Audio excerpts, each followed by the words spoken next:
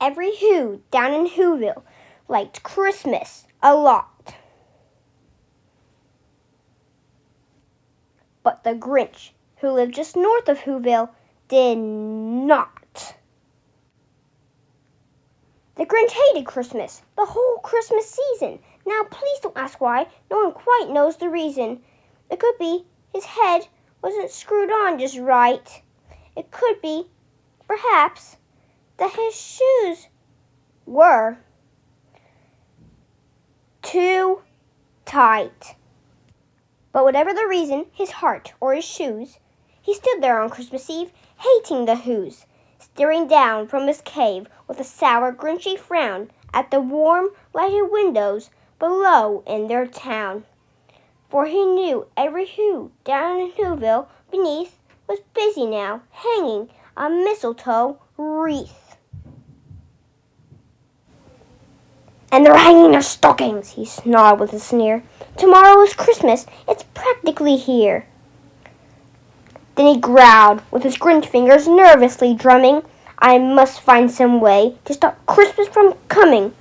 Why, for 53 years I put up with it now. I must stop this Christmas from coming. But how?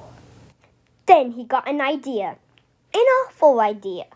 The Grinch got a wonderful, awful idea.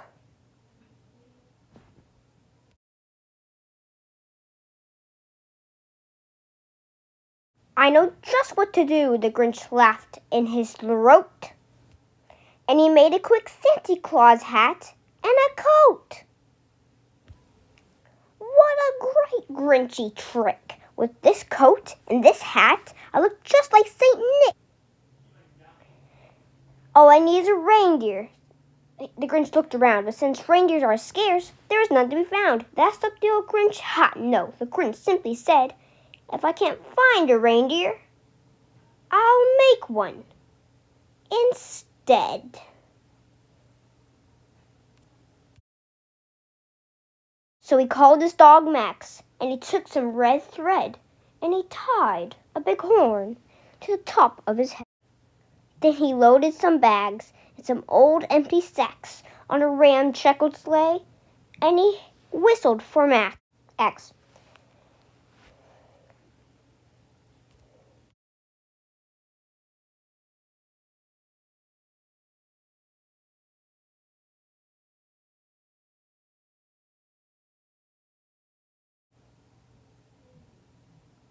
Then the sleigh started down towards the homes where the Whos lay a snooze in their town.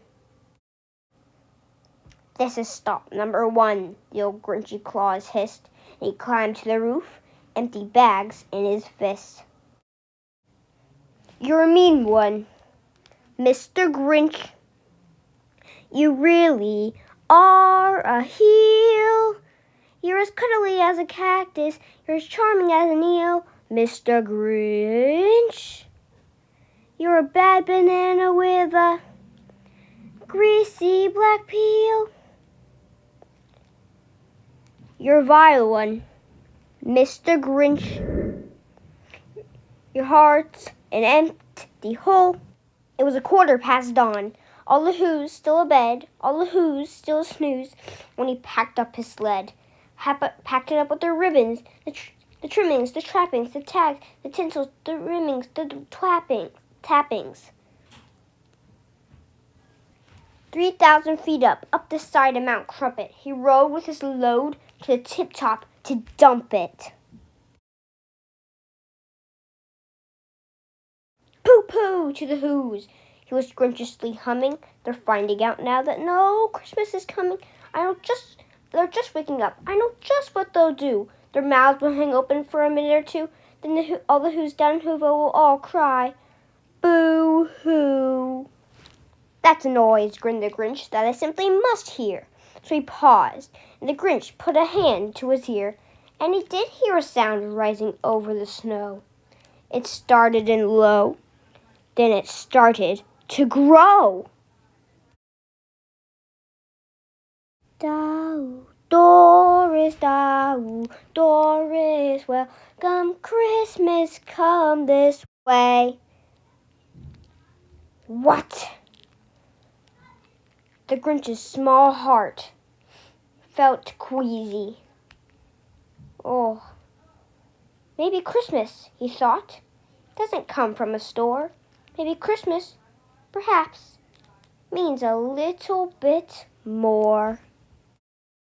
And then, well, in Whoville, I say, the Grinch's small heart grew 3 sizes that day.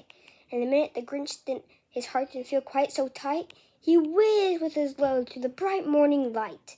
He brought back their toys and the food for the feast. And he himself, the Grinch, carved the roast beast.